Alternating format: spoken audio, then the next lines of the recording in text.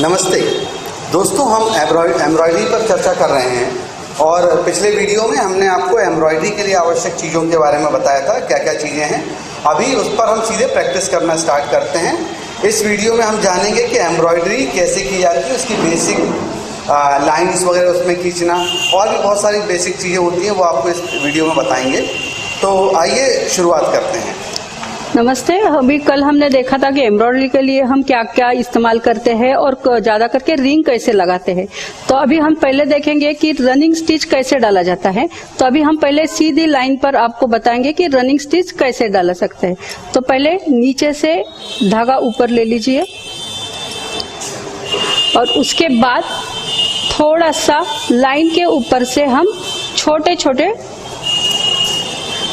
छोटे टाके डालते जाएंगे। तो इसको बोलते हैं रनिंग स्टिच। ये धागा, ये टाका हम हमारे डेली यूज में भी जब हम दो कपड़े को जोड़ते हैं तब भी हम यूज कर सकते हैं। अच्छा, ये पीछे से कैसा लगता है? पीछे से भी ऐसा एक जैसा दिखता है। अच्छा, ये नीचे से स्टार्ट किया? नीचे से स्टार्ट किया जाता है क्योंकि बाहर की तरफ से हमें साफ सुथरा लगे। और टाका हम देखते हैं कि कभी हम एक छोटा एक बड़ा भी डाल सकते हैं कि नीचे की तरफ अगर छोटा हो और ऊपर की तरफ बड़ा हो। और इसको हम और फैंसी करने के लिए चाहे तो इसमें बीच में छोटा सा मोती या छोटी सी टिकली डाल सकते हैं, तो वो और भी अट्रैक्टिव हो जाता है। तो अभी हम देख रहे हैं रनिंग स्टिच। चाहे तो साड़ी में अगर कुछ डिजाइन हो तो डिजाइन्स के बॉर्डर के लिए भी ये हम यूज कर सकते हैं। डार्क धागा अगर आप लेते हो और बीच बीच में टिकली या मोती डालते हो तो यही टाका जो दिखने में अभी सिंपल दिख रहा है लेकिन वो बाद में बहुत अच्छा सा दिखता है। तो दोस्तों, ये रनिंग स्टिच कहलाती है। रनिंग स्टिच मैम, इससे पहले आपने, मैं देख रहा हूँ इसमें कुछ आपने ड्रॉ किया हुआ है। हाँ, तो पहले सिखाते समय हम ड्राइंग जो निकालते हैं या कुछ डिजाइन निकालते हैं उससे पहले हम थोड़ा सीखने के लिए पहले हम सीधी लाइन पे ये टाका सीख ले, बाद में प्रैक्टिस होने के बाद हम डिजाइन में वो टाका बराबर सा कर सकते हैं। तो ये देखो, हमने ये एक लाइन थी वो हमने पूरी कर ली। छोटे बड़े जैसे आप चाहे एक जैसे हम टाके डालते जाएंगे और फिर ये रनिंग स्टिच हमारा पूरा हो जाएगा। ये देखो, यहाँ तक अभी हमारा पूरा हो गया। इसके बाद हम ये सुई नीचे डाल देते हैं और ये जो पीछे का हिस्सा रहता है उसमें से ही 2 बार धागा निकालते हैं। वही हम उसको नॉट नहीं लगाते, यही से एक धागे में से थोड़ा सा 2 बार लपेट के फिर हम सुई धागा काट देते हैं। उसको एक नॉट छोटी सी डाल के ये जो राउंड रहता है धागे का, ये इसमें से ये सुई हम ऐसे निकालेंगे और थोड़ा खींचेंगे तो ये पूरी नॉट हमें पीछे बैठ जाएंगी। और फिर धागा काटते समय भी हम वहां नजदीक से ही थोड़ा काटेंगे, ना कि धागा ज्यादा छोड़ेंगे। तभी ये आपका रनिंग स्टिच पूरा हो गया। तो दोस्तों, एम्ब्रॉयडरी के बहाने ही आपने ये रनिंग स्टिच करना भी सीख लिया। हाथ से जो सिलाई की जाती है, बहुत सारी जगह पर जहाँ मशीन काम नहीं करती हैं तो हम हाथ से सिलाई भी करते हैं। तो ये एक उदाहरण है एम्ब्रॉयडरी के बहाने हाथ से सिलाई करने का। और भी अलग अलग प्रकार के स्टिचेस होते हैं? हाँ, होते हैं। अभी देखो, हम देखेंगे कि एक स्टेम स्टिच यानी कि उल्टी टिप, वो उल्टी टिप भी हमें शो के तौर पे हम कपड़े पे डालते हैं। ये ज्यादा करके एम्ब्रॉयडरी का ही एक प्रकार ही है। ये हम देखो, अभी हम यहाँ से जैसे हमने पहले लाइन खींच ली है, पहले हमने सुई निकाल दी। अब तक हम देखते थे कि सुई हम जहाँ हमें स्टार्ट किया है एंड तक हमारा सुई का नोक वैसा रहता था, उस तरफ एंड की तरफ। लेकिन यहाँ अगर हम बोलते ही है उल्टी टिप है तो हम उल्टा करेंगे। जहाँ से हमने स्टार्ट किया है वहीं पे हमारी ये सुई की नोक होगी। छोटा सा पहले हम टाका लेते हैं, फिर ये जो धागा बचता है वो हम हमारे लेफ्ट हैंड पे ही रखेंगे और हर बार पूरा कपड़ा पे सुई उठाएंगे। ये हम इतना देखना चाहिए कि ज्यादा हम धागा खींचेंगे नहीं, ये ज्यादा ढीला भी नहीं होना चाहिए और ज्यादा लूज और टाइट भी नहीं होना चाहिए। फिर उसके बाद जहां से पहले बार हमने सुई निकाली थी वहां से थोड़ा नीचे लेके फिर उसी जगह पे हम फिर से सुई निकालेंगे। धागा हमेशा हमारे लेफ्ट हैंड पे ही रहेगा और फिर हम ये ऐसे जाएंगे। तो इसका जो डिजाइन दिखता है तो वो रस्सी के बल के जैसा थोड़ा सा डिजाइन दिखता है। ये उल्टी टिप क्या? ये इसको बोलते हैं उल्टी टिप या इंग्लिश में बोलते हैं इसको stem stitch. Stem stitch, stem यानी तना? हाँ। अच्छा, ये देखो, और वो इतना ही टाइट चाहिए कि बस वो बराबर सा दिखे, ना कि कपड़ा खींचा जाए। टाइट करते मतलब कपड़ा भी अगर थोड़ा सिकुड़ गया तो वो अच्छा नहीं दिखेगा, लूज भी नहीं और ज्यादा टाइट भी नहीं, नॉर्मल टाइट इसको रखना है। तो ये हमें कहीं भी छोटे छोटे हमारी जो लाइंस रहती है डिजाइन में, उसके लिए हम इसका इस्तेमाल ज्यादा करते हैं। ये देखो, लाइंस के लिए, छोटी लाइंस के लिए, फूल में अगर छोटी छोटी कुछ बीच में लाइन हो या डंडी हो छोटी सी। और ये धागा भी अभी हमने 2 धागे लिए हैं, लेकिन डिजाइन के लिए जो लाइन की मतलब ज्यादा गहराई होगी वहां हम 3, 4, 2 या 1 धागे से भी हम ये टाका डालते हैं। तो जितनी आपको पतली या बड़ी लाइन चाहिए दिखने में, उतना हम ये धागा 1, 2, क्योंकि ये अभी हमने 2 धागे डाले हैं। 1 से लिया तो और पतली सी लाइन आई, जैसे डिजाइन में लाइन रहती है उसी के हिसाब से ये हम टाका डालते जाएंगे। अच्छा, सिलाई के समय भी जो हाथ से जो सिलाई करते हैं उसमें भी इस प्रकार का हम क्या कभी उपयोग करते हैं? हाँ, अभी देखो हमने अगर प्लेन कुछ फ्रॉक बनाया, झबला बनाया या कुछ कुर्ता वगैरह बनाया, तो ये जो टाके हैं जो बेसिकली हम सिखाते हैं उसका यूज हम हाथ पर या गले पर या नीचे बॉर्डर पर हम ये यूज कर सकते हैं।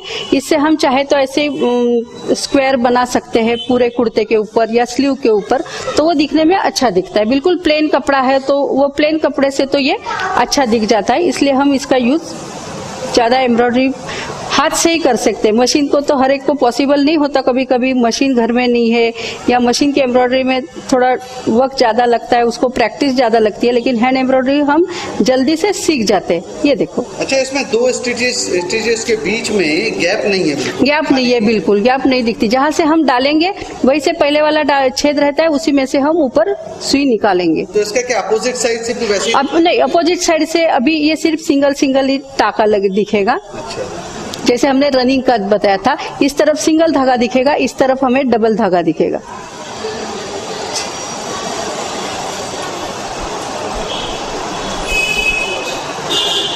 तो ये उल्टी टिप हो गई। ये हो गई हमारी उल्टी टिप। अच्छा, इसके अलावा अच्छा, इसको एंड कैसे करते हैं? ये एंड वैसे ही थोड़ा सा आगे जाके फिर हम पीछे जाएंगे और पीछे में से जो हमारे टाके लगे हैं उसमें से बीच में से लेके हम थोड़ा सा 1-2 बार लेंगे और उसको ये धागे से बीच में से निकाल के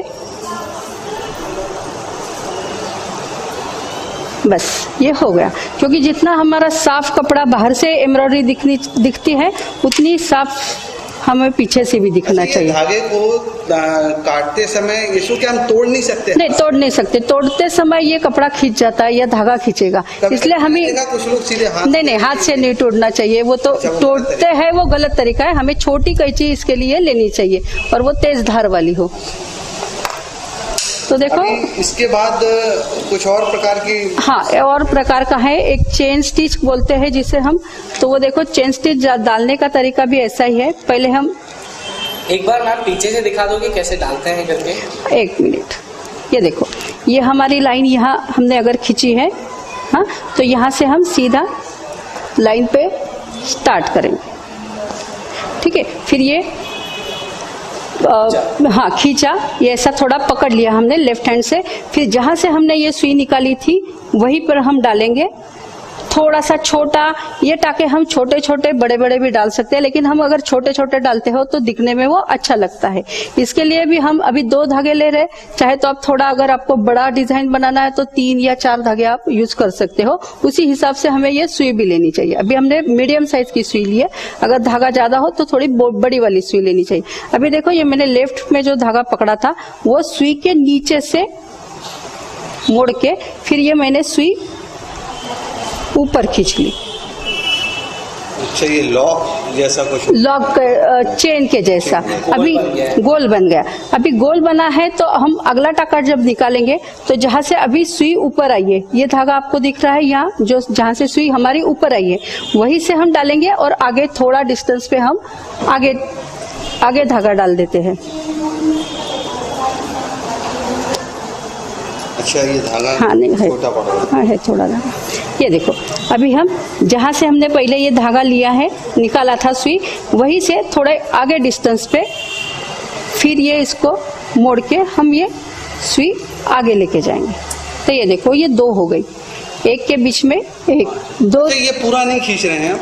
नहीं, ज्यादा इसको टाइट खींचेंगे तो वो राउंड शेप दिखेगा ही नहीं, वो पूरा दोनों एक जैसे धागे दिख जाएंगे।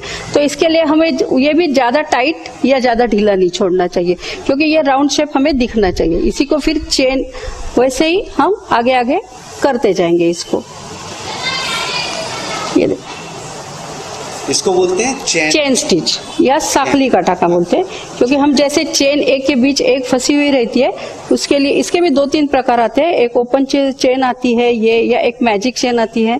इसमें ही हम दूसरा धागा डाल के एक टाका ये कलर का, एक टाका दूसरे कलर का, वो भी बना सकते हैं। ये देखो, ये एक के आगे एक छोटा आप डालो या बड़ा डालो, लेकिन छोटा ज्यादा अच्छा दिखता है। वो आप प्रैक्टिस करके एक जैसे धागे टाके आप बना सकते हो। तो ये हम ऐसा पूरा कर लेंगे। तो ये चेन स्टिच जो होती है, इसका उपयोग हम किस जगह पे करते हैं? चेन स्टिच का उपयोग भी हम किसी भी बैकग्राउंड के लिए हम कर सकते हैं, या कश्मीरी ड्रेस वगैरह जो कोट रहते, अगर हमारा ऐसा फूल जो है, तो हम फूल के पहले ये आउटलाइन कर लेंगे, और उसके बीच बीच में भी हम अगर सर्कल बनाते हैं तो भी वो चेन स्टिच से हम डाल सकते हैं। और शेडिंग चाहिए तो हम एक के नीचे एक भी ये धागा शेड लेके हम बना सकते हैं। पूरा फूल अगर हम चेन से भी ऐसा बीच बीच में राउंड करते हैं तो भी वो अच्छा दिखता है, या सिर्फ आउटलाइन के लिए भी ये हम यूज कर सकते हैं। तो दोस्तों, हमने अभी तक जो स्टिचेस सीखी हैं, जो सिलाई सीखी है हाथ की, खासकर एम्ब्रॉयडरी में, वो एक तो ये रनिंग स्टिच हो गया, दूसरा स्टेम स्टिच हो गया, और तीसरा ये चेन स्टिच हो गया। और चेन स्टिच का भी अभी देखो यहाँ तक हमने पूरा कर दिया, अभी धागा भी खत्म होने को है। तो इसको भी हम आगे थोड़ा जाके सुई नीचे डाल देंगे और पीछे सेम, और यहाँ भी सिर्फ हमें एक ही टाका दिखता है। आगे चेन दिख गई, पीछे सिर्फ हमें एक धागा दिखेगा। तो पीछे से भी हम यहाँ से ये धागा फिर से वैसे ही हम कवर करके लॉक कर लेंगे, पहले बताया था वैसे। और तो वो धागा बराबर हम काट देते हैं फिर बाद में।